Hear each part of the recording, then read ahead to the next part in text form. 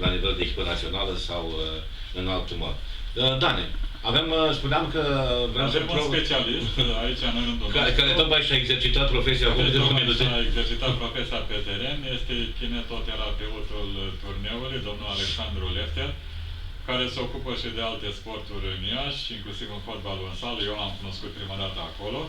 Am rugat să vină aici și și-a dovedit că este un om de mare profesionalism. Să întrebăm pe Alex cum vede el rolul kinetoterapiei în realizarea performanței sportive în acest moment. Dar înainte de toate să ne spună ce s-a întâmplat acum cu jucători și care jucători a fost accidentate sau? Da, se joacă meciul dintre Platon și Diana Buzean. Alex o să ne spună mai multe. Da. Bună dimineața, ascultătorilor Radio Iași. M-ați întrebat care jucător este accidentat. Este vorba de la Luca Platon, care chiar de la începutul competiției s-a prezentat cu o accidentare veche, cauzată de uzură, de la braț? Umărul drept. Umărul drept. Cauzată în principal de numărul mare de jocuri consecutive jucate. Am auzit că au în jur de 8 jocuri, 9 jocuri în 9 zile. Ce vreau să vă întreb, pentru un asemenea număr de jocuri disputate, cam ce și pentru o asemenea afecțiune, cam ce perioadă de recuperare ar fi necesară unui tenismen? Vă pot da un răspuns general, pentru că afecțiunile pot fi diverse. Da. În primul rând este nevoie de repaus, de proceduri de fizioterapie, kinetoterapie, antiinflamatorii, iar pauza poate fi de la un norocos o săptămână până la 8 luni. 8 luni, care este dezastru. Da. Chiar mai mult, până.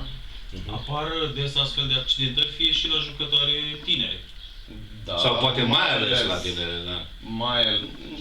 Sunt două cazuri. Pentru jucătoarele foarte tinere, cauza accidentărilor este, bineînțeles, slabă pregătire și neglijența în timpul pregătirii sau neglijența în timpul încălzirii unui meci.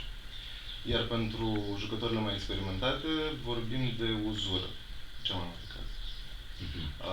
M-ați întrebat inițial despre importanța kinetoterapiei sau prezenței unui kinetoterapeut la... Da, susținut ceea ce a spus până acum exact această întrebare. La o competiție sau un turneu. Este foarte simplu. Performanța nu se poate atinge fără un kinetoterapeut. Este ca și cum te-ai prezenta la un rally cu mașina, dar fără echipă de mecanici.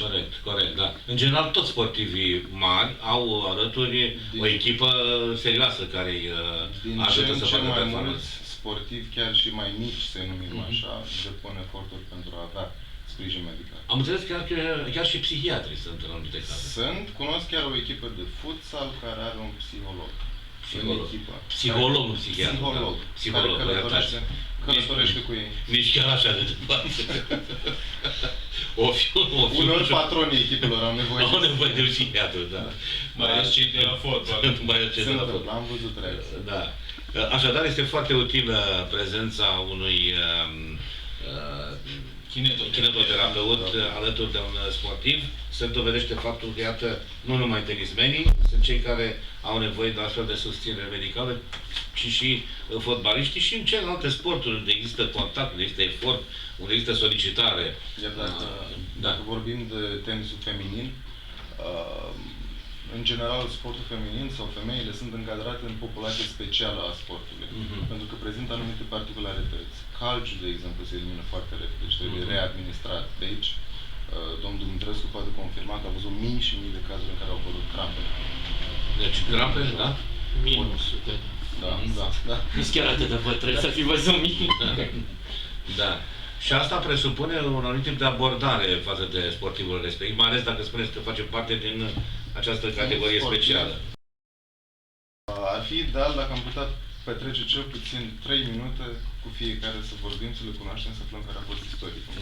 Dar trebuie astfel să ne adaptăm și să învățăm din mers. Desigur, noi vom reveni, domnul Alexandru Lefter, pe această temă într-o emisiune specială, cum aminte l-am mai avut Radio Iași de-a lungul anilor, legat de kinetoterapie, de celelalte componente ale medicinei sportive care pot ajuta sportivul la performanță. Într-un viitor foarte apropiat vom discuta despre acest lucru. Deocamdată vă mulțumim. O să dăm o legătură colegului nostru